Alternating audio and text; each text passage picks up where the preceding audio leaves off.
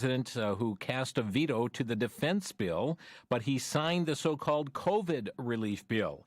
He has pledged to use the Impoundment Control Act of 1974 to cut the wasteful spending of this bill, sending a red line version back to Congress with a formal rescission request. We'll see what happens there.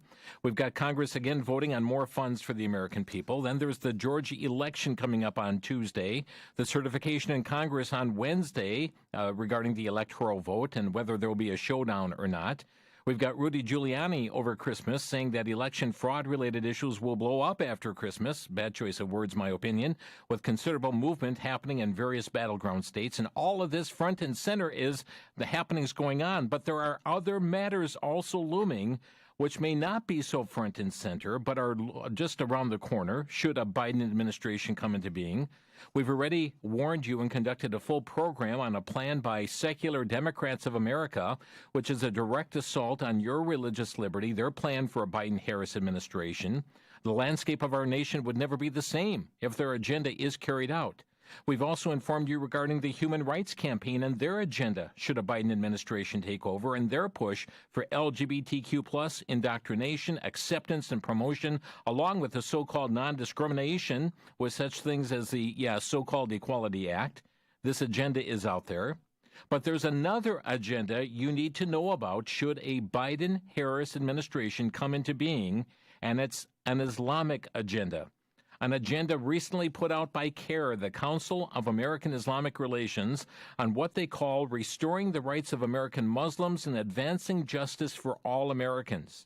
It's a 38-page document, some 33 initiatives.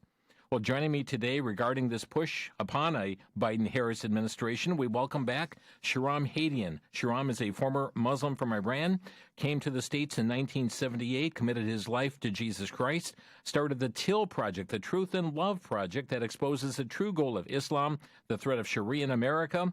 He has served as a pastor. He's been a police officer. He ran for governor in the state of Washington. And Shahram, so good to have you back with us on Crosstalk. Jim, great to be back with you, and I pray everyone had a blessed Christmas, and looking forward to 2021. See what the Lord has in 2021. Indeed. Well, Shahram, this document's called the First 100 Days Biden-Harris Administration, Restoring the Rights of American Muslims and Advancing Justice for All Americans. It's put out by CARE, and before we speak about some of the agenda items, let's first define who is CARE. Well, Jim, that's a great question. That's really the main focus of this is who is CARE, because the fact that CARE is becoming so mainstream, we've gone a long way from 2008 to 2020. In 2008, CARE, the Council on American Islamic Relations, that is a front group that is started by the Muslim Brotherhood, the same Muslim Brotherhood that was deemed a terrorist group in Egypt and in the United Kingdom and in the United Arab Emirates and by other countries. This organization, which was about to be indicted, CARE, as a co-conspirator in the largest terror financing trial in American history, Jim, the 2007 Holy Land Foundation trial in Texas. All of a sudden now, under an Obama administration, when we have a change of administration, becomes front and center in forming U.S. policy on dealing with terrorism and jihadism. And they were able to infiltrate the national security apparatus of our government, thanks to Robert Mueller, the head of the FBI at the time, thanks to Eric Holder, the head of the Justice Department, and, of course, Mr. Obama himself. And they gutted, Jim, our national security apparatus. And they have, even though they are an unindicted co-conspirator, continue to educate and do training for law enforcement, for members of Congress, for members of state legislatures. And so we're talking about Hamas. CARE is Hamas. Right. And yet this is the same organization that in places like Minnesota were brought in to, the head of CARE Minnesota was brought in as on the advisory team of the incoming Governor Walz in 2019, I should say, beginning of 2019. And now Biden, who spoke to members of this community, like CARE, he gave a video just a couple of months ago to a group called Engage, where he said that I want Muslims at all levels of my administration. So this is part of the red-green axis that we have talked about that is working to sabotage our nation. And this document is stunning. It's a stunning document with how detailed and specific it is and how brazen it is in what their demands are. So, friends, that's what we're going to be uncovering during this hour here today. And I want you to know this, that the people are lining up at the door of a Biden-Harris administration, should things go that direction, when all is said and done, following the vote coming up in Congress next week, the certification of the vote, and all the issues that we've talked about here on the program, but people are lining up at the door. We talked about the Secular Democrats of America. We talked about the Human Rights Campaign. Today it is CARE, Council on American Islamic Relations. As Shahram is saying, we could call them Hamas CARE in that regard. So, Shahram, we've got several things here. We've got CARE, and they list several things in their document. One of the things, they're pushing a Biden administration to honor a pledge to end what they call the Muslim ban on day one. The first day that he would be sworn into office, they want to see an end to what they call the Muslim ban. Your comments on this? Well, first of all, let's be very clear. There never has been, nor is there a Muslim ban. This is part of the propaganda that CARE and the left and the media have continued to use to paint Donald Trump, to paint any of his supporters, to paint those of us who are concerned about, terrorism coming into the United States, terrorists and jihadists coming and killing us, which has, not 100% to do with a religious motivation, but in the case of Muslims, we know throughout the world that there is a religious motivation for their actions. So what they want to do is they've painted this narrative. There is no Muslim ban. The president specifically targeted initially 7 countries. Yes, they're majority Muslim populated, but these are 7 countries like Iran, my birth country, that is a known sponsor of terrorism. And so Biden, what they're pushing Biden to do is on day one, basically invoke a new executive order because President Trump issued those travel bans through executive order. So they're wanting him to remove any blockage there. And here's another part of this, Jim. Not only has that travel ban helped to stop attacks on our soil. I mean, where have been the attacks since 2017? They've been limited. We've seen very little activity because we're limiting the number of people that are coming in. And secondly, it's also limiting the number of refugees that are coming in because of the fact, like in Europe, where many of these refugees are coming in and they're committing acts of jihad. So this has been very effective. The extreme vetting has been very effective, which is, of course, another thing they call for in this document to end all aspect of quote-unquote extreme vetting. So what their demand is here is propaganda because there is no Muslim ban, period. These are specific bans on countries like Somalia that are known to produce jihadists. And also like Syria, there's no vetting, meaning we were struggling with vetting people that were coming in, for example, from Syria because of documentation issues, because of the fact that there was no paper trail, because of the fact that there was no birth certificate, there's no ID or their scans for ears and fingerprints and all these things. So it is just outrageous that they keep calling it this. And of course, Biden is going to oblige. Mm-hmm. He's already said he's going to do it. We see also with this, Shahram, that they want to do away with what they call the Terrorist Screening Database, the TSDB. They want to dismantle the Quiet Skies passenger tracking program, even want to end the FBI's use of informants to spy on American Muslim communities. Well, let me address the third one first, because one of the most effective tools, and this was happening in New York before de Blasio came in as well, Jim, one of the most effective tools was law enforcement agents going undercover to infiltrate, jihadi cells, terror cells. We know this with Hamas cells. We know this with Hezbollah cells. We've seen this with in other countries with ISIS and Al-Shabaab. And here in the United States, it was a very effective practice of ferreting out jihadists, those who were preaching violent jihad against non-Muslims.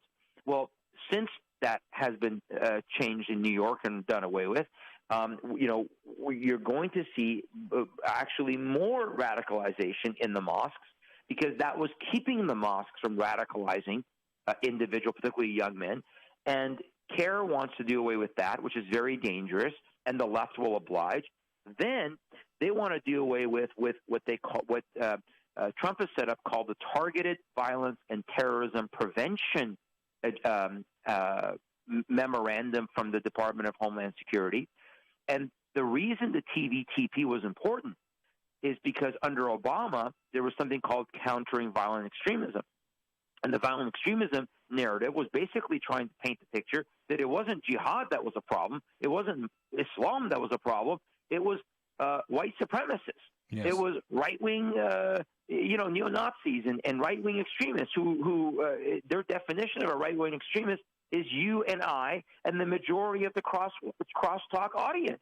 So the fact that CARE is pushing on this is again very dangerous for the national security of this nation.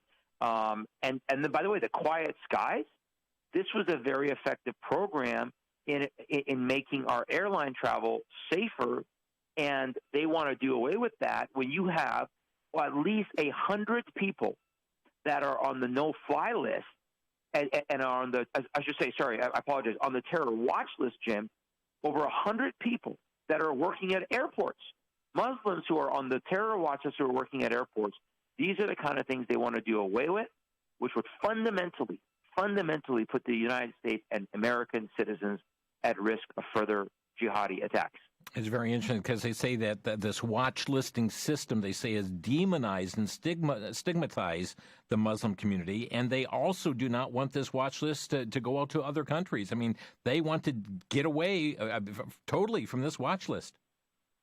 Well, again, while I will agree with the one part of it is that I do believe that there has to be a more robust process of putting people on the watch list. You know, I've always felt that it's very easy to put people on the watch list with very little redress of us being able to, if one day they put your name and my name on the watch list. However, the reality is the reality. The majority of terrorist attacks are carried out by Muslims. That's just a reality. That's just fact.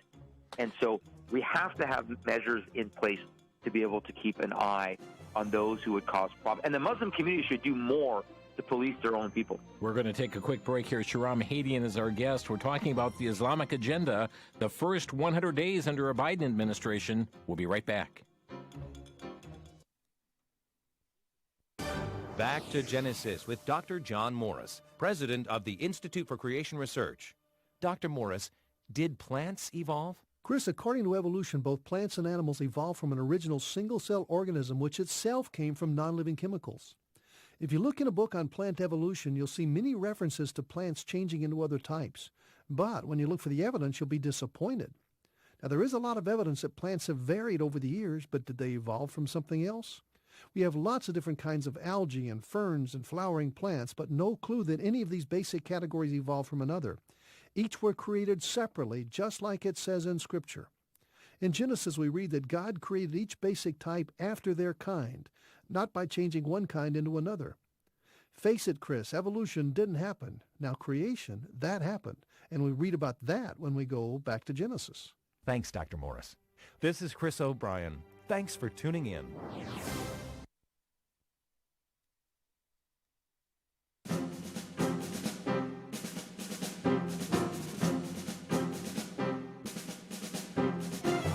Yes, friends, there are many things that are front and center in the news today. This is not one of them. This is the 100-day agenda that's being pushed by the Council on American Islamic Relations upon a Biden-Harris administration. If that takes place, day one, they're pushing for what Shahram addressed. They're calling it a Muslim travel ban. There has never been such a travel ban in our country. But nonetheless, this is top and center of their agenda. And they've got a multiple-page document that they have put out for the Biden-Harris administration. Shahram, let's hit another aspect of their agenda, and it deals with the matter of immigration itself. They say they want to end what they call bigoted and discriminatory immigration policies. They want to see a reversal of the restrictions on the ability to travel and migrate to the United States. Even refugees themselves want to increase the flow of refugees from admitting no more than 15,000 under President Trump to at least 125,000 refugees under a Biden-Harris administration. Let's talk about the bigoted and discriminatory immigration policies they seek to undo. Well, the first policy they want to undo is, and we referenced it earlier, was the aspect of what the Trump administration called extreme vetting. And the whole aspect was the fact that we need to understand people who are coming into this country and understand ideology, understand there are those who are coming in that are against America, that are against our Constitution and our rule of law. And so the extreme vetting process was to try to ferret that out. And I would say it's been very successful. It's been very successful at being able to weed out those who would want to come and not assimilate. This is the problem of the Obama era. Basically, a Biden presidency, Jim, would simply extend 8 years, disastrous 8 years under Obama presidency for opening us up. And so extreme vetting has been very effective. Also, limiting the number of refugees to come into the nation. As you mentioned, the president has brought it down to the goal of 15,000, although some estimate this year, obviously because of COVID, that it was way less than that, maybe like 8,000 or even less, although there was obviously a lot of closed borders with other nations because of COVID. But we have to understand that when it was really cooking for them under Obama, his last year, they targeted and brought in over 100,000, somewhere close to 110,000 refugees, the majority of which at that time were coming from Syria, from Somalia. And all you got to do is look at Western Europe and look at places like Cedar Riverside in Minneapolis, St. Cloud, Minneapolis, Detroit, Michigan, Hamtramck, Michigan, and look at the problem with refugees when they're coming in. Number one, they're not assimilating to our values, our laws. Number two, many of them, like in Minneapolis, are living off welfare. They're draining our system. This is what they did in Western Europe. They devastated the coffers of Western Europe. And then number three, as I mentioned earlier, you have the element of the jihadist element. Now, I'm not saying every single one that's coming in, but even if you have 5 or 10% of those coming in, maybe even higher, that are becoming radicalized, quote unquote, that is very dangerous when we see, let's not forget the Paris attacks on the theater in Paris back in, I think that was 2015, wasn't it? I'm trying to remember the year now. Yeah. But those were carried out by refugees that were in Denmark,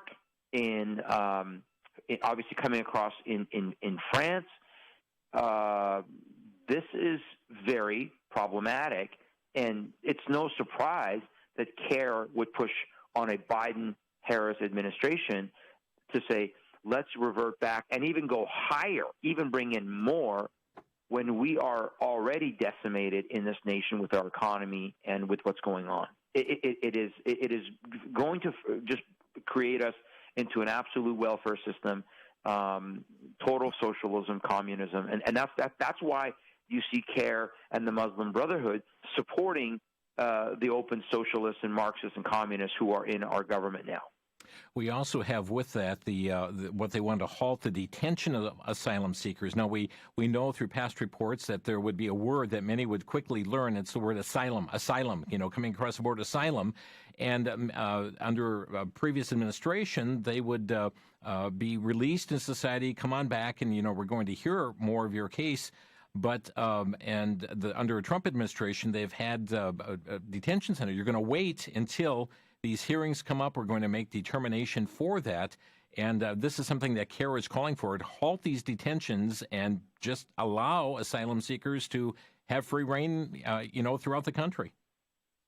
Well, absolutely. And let me address a backstory. Number one lie, right? Number one lie is that Trump was putting children in cages in these asylum seekers. That was a lie we knew because because it was Obama who built the cages. So that was the first lie that we got to make sure we address. And the left has done an amazing job of perpetrating that lie, even to the point where there are many social justice warriors in our churches, Jim, who are believing that lie, that Trump is a xenophobe, and that those who support Trump, we all support children in cages. But there is a massive problem with the open borders and with asylum seekers, because as you said, when you have, and as Trump has said this, they want to end catch and release. The idea is that when we catch these people, whether they do claim asylum or not, they're released into the country until their hearing comes up. Well, staggeringly, the staggering statistics are that over 94% never show up for court.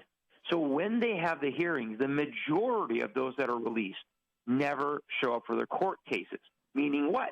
They've now gone dark. They're now underground. They're now illegal and undocumented in this nation, and it is further building up that populace within our country, which the left loves, because those are the same people that they allow to vote illegally.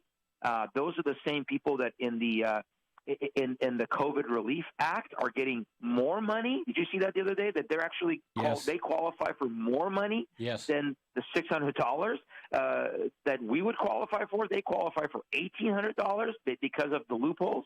So again, this would devastate our economy, but it is a existential threat because you don't know where these people are and they don't come back. So when Trump says, let's hold them, detain them until the hearing. Yes, we need to have expedited hearings.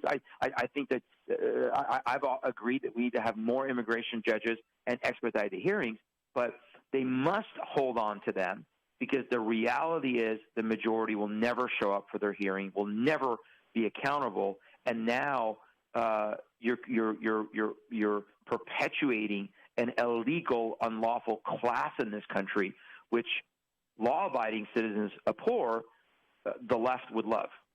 Shahram Hadian is our guest here today. His website, TIL Project, it stands for Truth and Love, TILproject.com. And so another aspect here is this immigration. And from their document, they want to create a pathway to citizenship for all undocumented immigrants residing in the United States.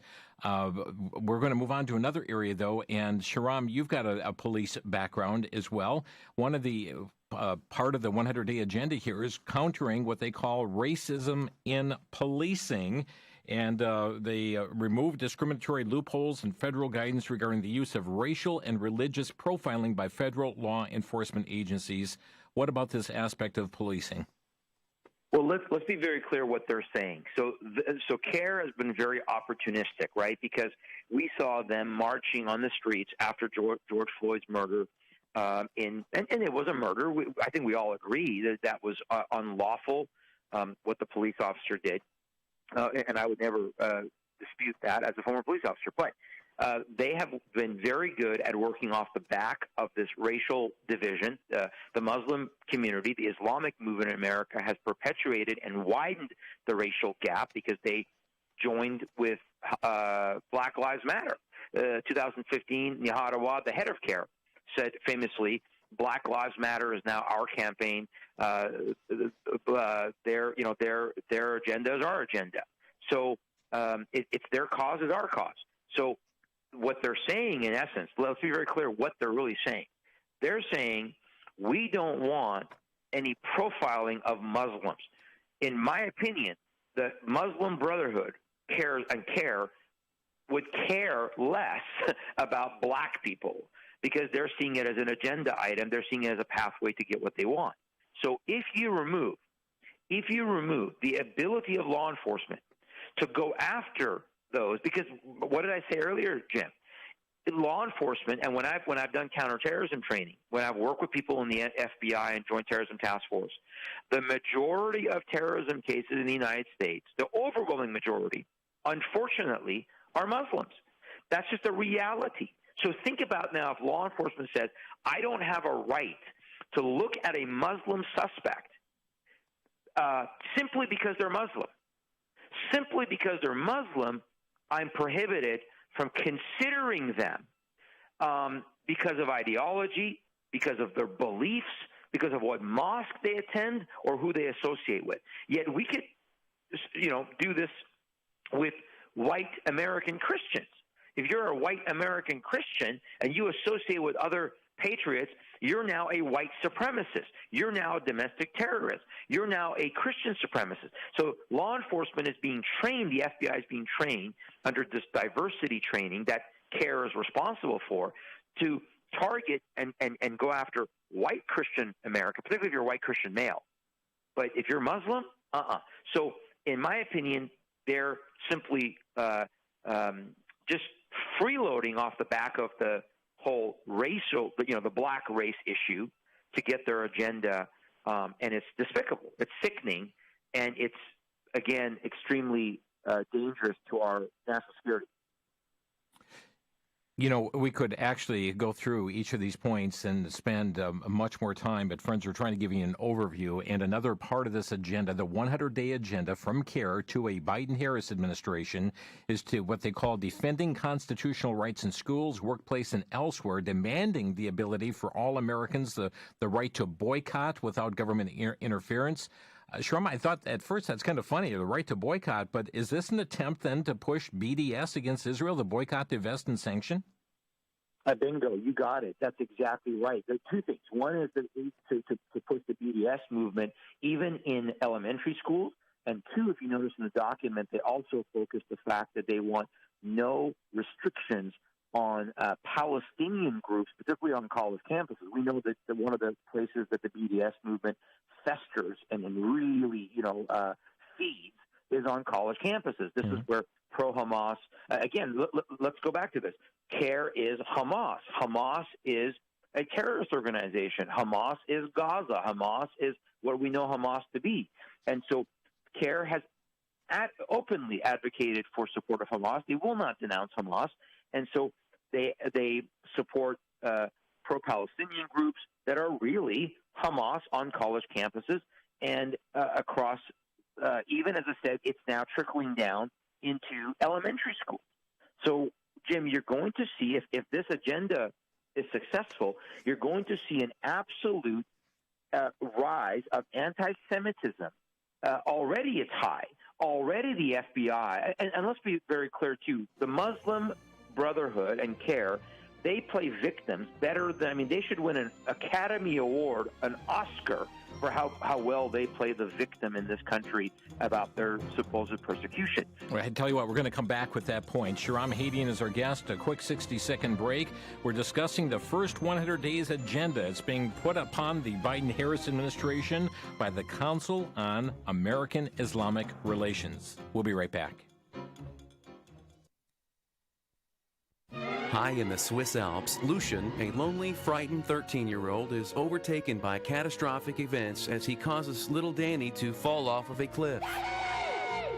Lucian finds himself an outcast with his family, his school friends, and especially the very hostile Annette, the sister of Danny.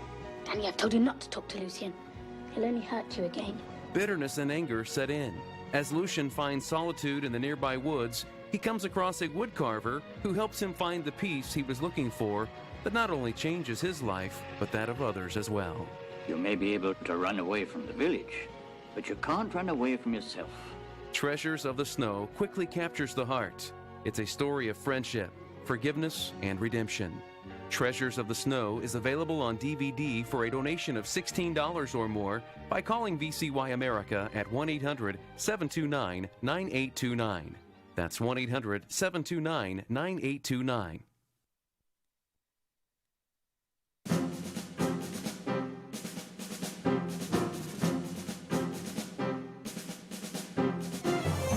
You're listening to Crosstalk on VCY America, and friends, there are many who are lining up at the door of a supposed Biden-Harris administration. The jury is still out on that. We know there's many things happening in states, and the Electoral college certification to happen next week, but we're looking at examining what is ahead should a Biden administration come into being. We have seen already a matter of the secular Democrats of America and totally wipe out religious liberty across this land. We've seen Human Rights Campaign and their push for LGBTQ special rights across this land, and certainly to take away any vestige of religious liberty from churches that do not agree with the so-called Equality Act.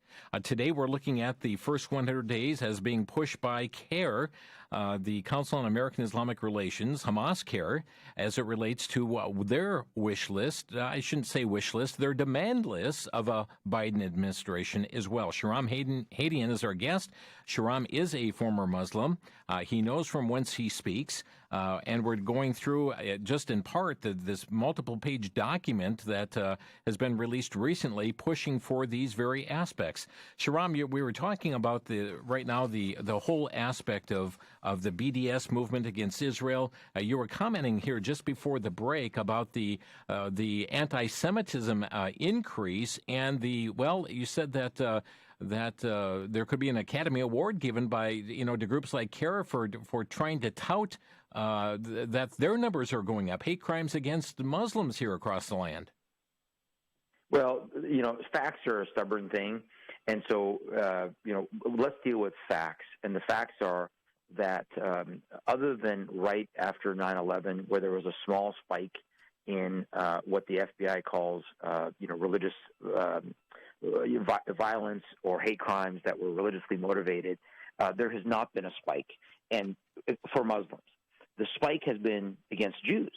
And the FBI, the last 10 years, if you look at their statistics, and I have this in one of my presentations that I do called War on Christians, and I talk about the rise of anti-Semitism because they're connected, the rise of Christian persecution and anti-Semitism.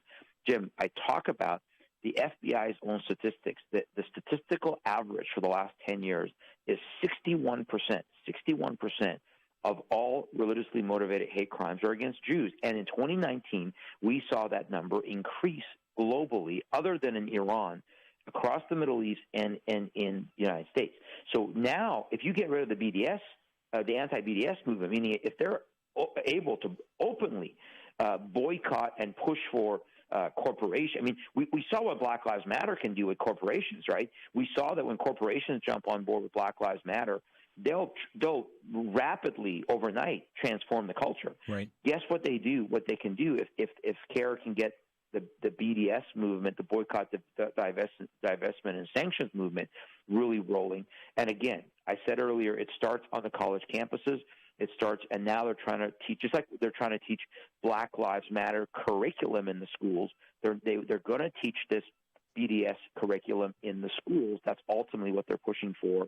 And a Biden-Harris administration with the Department of Education will be glad to oblige CARE because, again, let's not forget what Biden said. I want Muslims to be involved at every level of my administration. When he engaged Linda Sarsour and a group called Mgage and Muslim Power, this is very problematic if Biden-Harris get into office.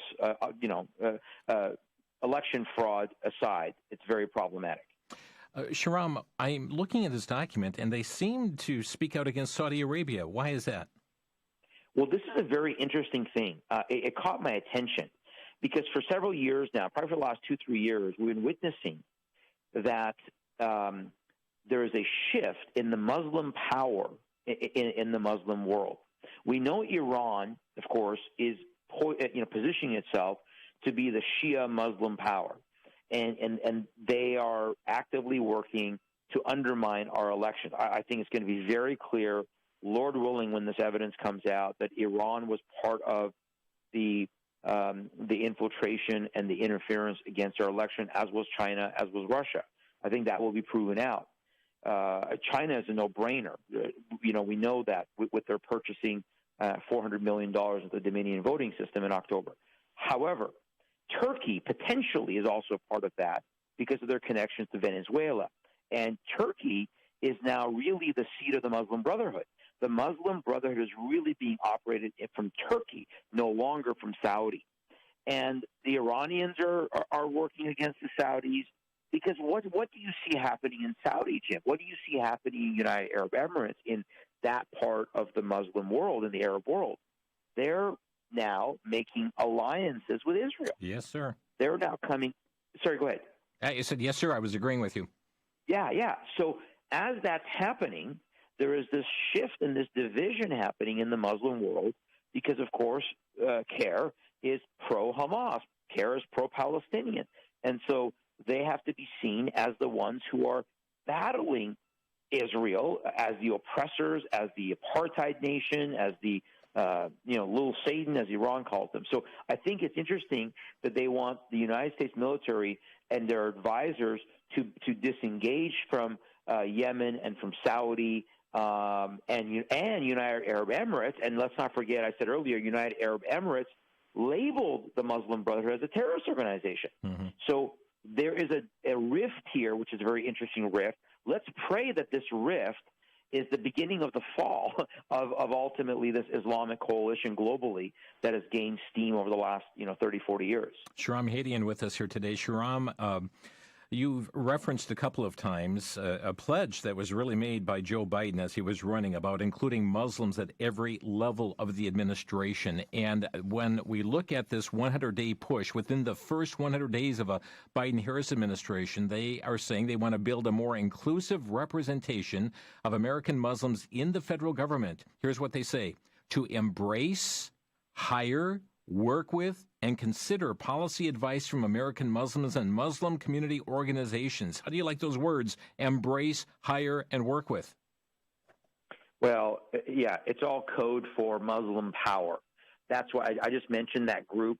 There's a group called Muslim Power. That's literally what it's called, and it is a group that is focused on their vision is what initially happened in Egypt recently in 2011 with the so-called Arab Spring, and they want to bring Muslim power to bear one way or another, even if it means through revolution. But better if they can do it through an administration that is going to open the floodgates for them, like as I mentioned earlier in Minnesota, where you have just a foolish leftist, foolish Democrats that open the floodgates and allow CAIR and the Islamic movement to gain power. And now look at the power they have with Keith Ellison, Ilhan Omar Ellison's son is on the Minneapolis City Council, and many other positions throughout that area.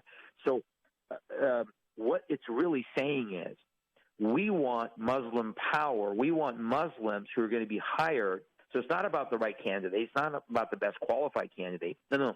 We want you, Mr. Biden, to hire Muslims, bring them into key positions of power, like Obama did, but now on steroids. Because they're 12 years later, they're way more brazen than when he first came into office, and certainly they're even further along than they were in 2016 when he left office. They want to be decision makers. And this is the adage that we have said for many years. No longer is the fox in the hen house. The fox wants to redecorate the hen house, and that's what they ultimately want to do. And it begins not just at the policy level, Jim, but then it's going to go into the law enforcement element, into the element of obviously of Congress with lawmaking, and they're going to be the voice speaking into the ear of Kamala Harris, more than likely, who is an avowed, Marxist, but also sympathetic and working with the Muslim community. Let's not forget Marxists and Muslims work very well together throughout history.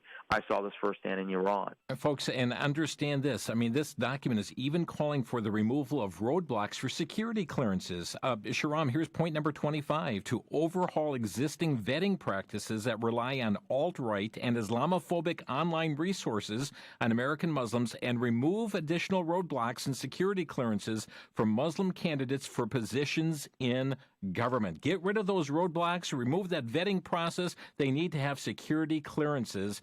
That ought to, raise the eyebrows of more than one person here in the studio.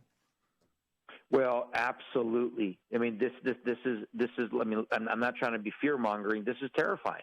This is very, very concerning when we look at how dangerous and unsafe we were under an Obama administration, with the amount of, because let's be clear, we're not talking about the average Muslim on the street. We're talking about these are Sharia compliant, Sharia promoting jihadis. They are jihadis in suits.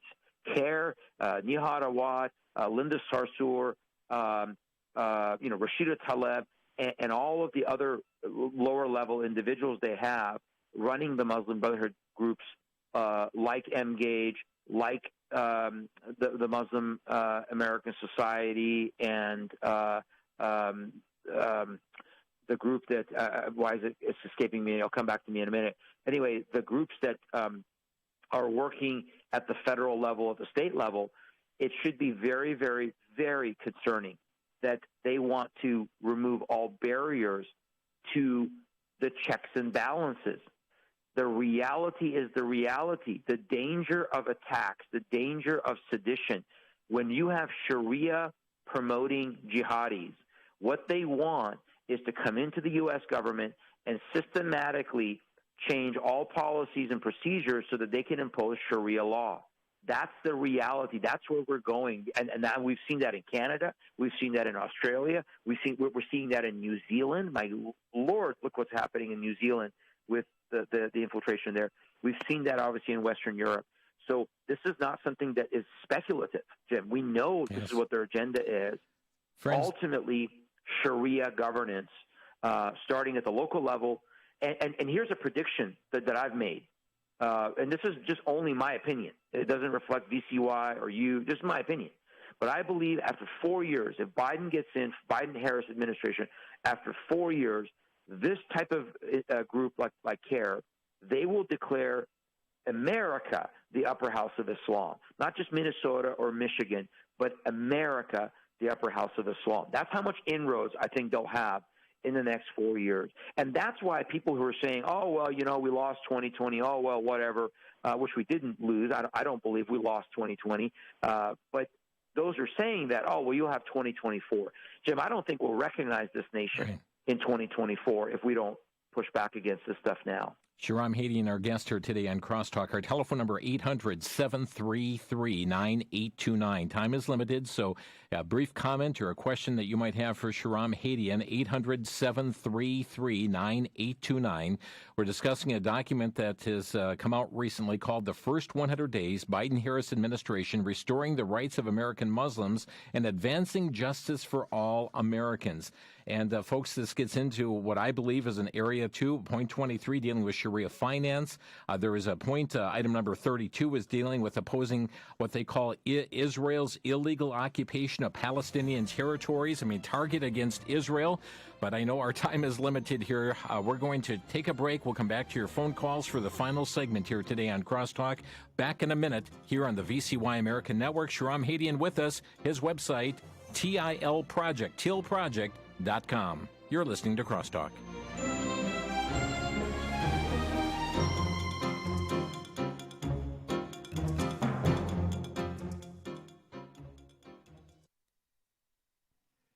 For the Worldview Report, I'm Brandon House. Our website's worldviewreport.com. Recently, a friend of mine in the intelligence arena sent me a report that showed that the National Center for Counterterrorism is classifying, along with the FBI, as potential extremists, potential violent extremists, worthy of being monitored, anyone that complains about their perceived threat to their Second Amendment right. Yes, my friends, we've reached the day where the one that is the potential extremist or terrorist is American men, conservative, constitutionalist, Christian men. This has been going on for several years, back to the Obama administration and the Department of Homeland Security that wanted to label as potential terrorists people interested in the pro-life issue, national sovereignty, or even Bible prophecy. We need to be aware of the fact that we Americans are being set up by our own government as the problem, as the Marxists and Islamists take over the power centers of our nation.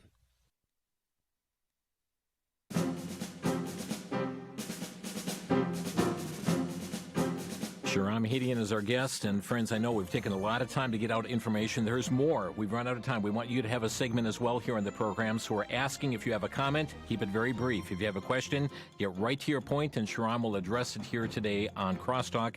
Again, his website, tilproject.com. Fred in Milwaukee, you're on the air.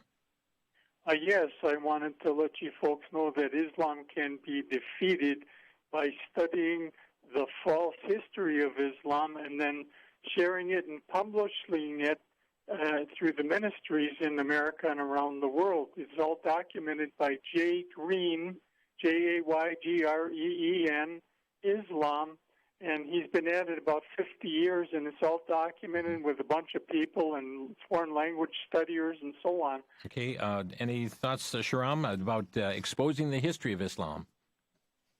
Yeah, I think that's part of the equation, is that we have to go back and expose its false narrative, its claim that it is Abrahamic and a part of the three great faiths and all those things. So I think that's all very important, very important. And you know, some of this has to be dealt with by being more targeted, because sometimes when you just attack Islam broadly, you know, you get shut down. But I think we can target and specifically attack CARE and this jihadist movement, particularly Sharia movement, and I think we can be very effective as well that way to hopefully wake people up. Let's go. This is a national security threat. Let's go to Oregon. Christy, you're on the air. Hi. I was wondering what you, Shahram, think about. We know that China has also infiltrated our country, and how do you think that aspect will play out with the Islam aspect? Well, it's a very interesting aspect because I think long term it will not play out well, as we see with China's treatment of Muslims there. But in the short term, they're working together. This is what we call the red-green axis that I mentioned earlier, where China is on the red side and Islam, the Brotherhood, is on the right side. So they're working together because of the UN's agenda, the Agenda 2021, 2030, where they're giving special treatment to Muslims. And then China is the model for the governance, but in the long run, it will not be good for the Muslims if they, persist in working with China. Mark in Monroe, Wisconsin, you're on the air. Yes, my question is, if in fact Joe Biden, in my opinion, fraudulently is given the presidency, who do you think is actually going to end up running the position? Could it be actually Obama's fourth term instead of Kamala Harris, who, when she did run for... Okay, let me have him answer the question here. Who's calling the shots? Who's running the show? I think he's very astute. I think Obama is running the show. I think that was the plan all along. Let's not forget that I think the plan was 8 years of Hillary and then followed potentially by 4 years of Michelle. So Michelle Obama. So I think Obama, that's why he hasn't left D.C. I think he's running the deep state show, and he will control Biden and Kamala.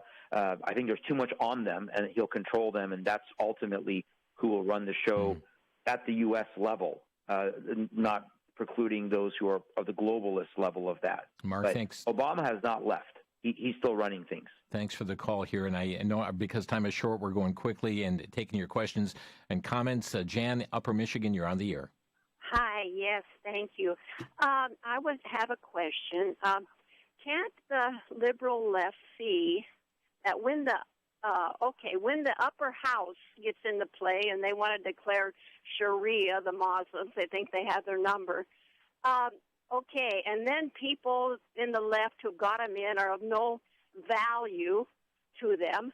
Won't their heads roll along with the rest of us when they declare Sharia and rest of us infidels? Thank you, Jan. Yes, exactly right, Jan. What's going to happen, and again, this is not speculation. We've seen this time and time again. I saw it in Iran firsthand. The Marxists who brought the Islamists into Iran, and then they were summarily rounded up and imprisoned and tortured and some killed. We saw this in Western Europe. We're seeing it in Western Europe, and now we're going to see it here in the U.S. The left is blind. They are spiritually depraved, and because of that blindness, they don't see what you and I see, which is that once Islam gets the upper house, as you said, they're going to turn on those who are the unbelievers and the infidels, the feminists, the LGBT, the secular humanists. They're the first ones to go and be labeled as infidels and unbelievers. This is the blindness and the foolishness of the left partnering and trying to help give the upper hand to the Islamic movement. Jan, thank you for the call. We're going to Christine next. And Racine, you're on the air. Yes, Sharon, thank you for everything you do. I want to know what you would advise us as believers, churches that are not even liberal churches, that have lulled people to sleep with the lack of no political involvement, but yet the leftists have inherently infiltrated these evangelical churches, and I want to know what you would suggest to help people to think clearly on these matters, because they have stuck their heads in the sand, and they feel they're not supposed to be involved. Thank you, Christine. How do we wake people up here, Sharam? How do we wake up the church? That's a whole other show that we need to do. But the short answer is I think it's going to be up to individual Christians. I really do. I think that many denominations are so compromised, and unfortunately many churches, don't wait for your pastor. That's all I can say. It's time for individual Christians to step up to the responsibility that God's called us to do. And you're right, most churches won't talk about anything deemed political. It is why we're in the mess we're in. We need to step up. We need to help educate other believers, other family members, and be bold. I guess the only thing I can say is don't be silenced right now. Be bold. Speak up on these issues. They don't like you. They're going to hate you. It's okay. But we got to not be silent. And one of our prayers is that God would raise up more churches and pastors and believers that understand we love God first. And this is what we're doing here in Tennessee, Jim. We love God first, but we're trying to build a patriotic community that says we also still love our nation, and we're praying for our nation, and we're not going to cower from any political issue that the Bible addresses. We're going to try and squeeze Bob in. Coleman, you're on the air. Hello, Bob. Hello. Very quickly, we're almost out of time. Okay. I just can't understand why the news or even you people aren't mentioning anything about what Obama said in October. He said that they were going to have an illegal voting machine and bragged about. Well, we did play that, Bob. We've played that clip more than once here on the program, and thank you for raising that issue again. Thank you. Sharam, wow, could have used another hour here today. We've run out of time, but thank you so much for helping to expose this 100-day agenda. Thank you, Jim. Thanks for everybody, and stay strong and pray. We got to pray that God will not allow Biden and Harris in there. TILproject.com, TILproject.com, led by Sharam Hadian. And folks, you're informed. Share with others the information you learned from Crosstalk here on VCY America. Have a blessed afternoon. You've been listening to Crosstalk via satellite and the internet from VCY America. Views expressed may or may not be those of this station. For a CD of today's program, send a donation of $6 or more to VCY Tape Ministry, 3434 West Kilbourne Avenue, Milwaukee, Wisconsin, 53208, or download by RSS or podcast from crosstalkamerica.com.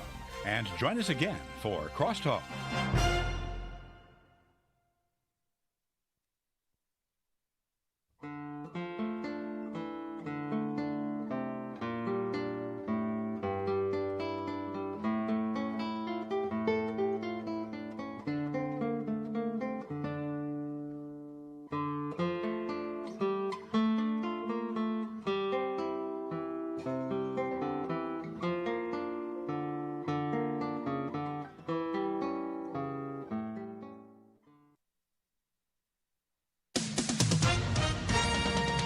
With SRN News, I'm John Scott. The investigation into the Christmas Day explosion in Nashville is moving forward.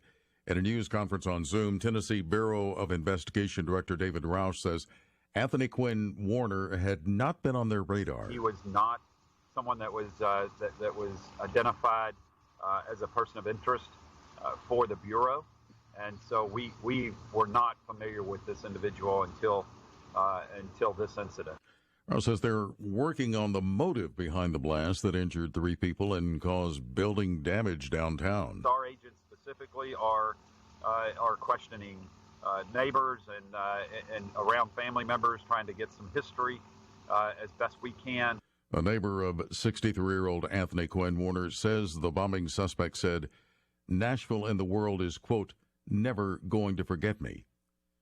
Also at SRNnews.com, the House appears poised to override President Trump's veto of the must-pass annual defense policy bill. House lawmakers will vote today on overriding the president's rejection of the fiscal year 2021 National Defense Authorization Act, which passed both chambers of Congress with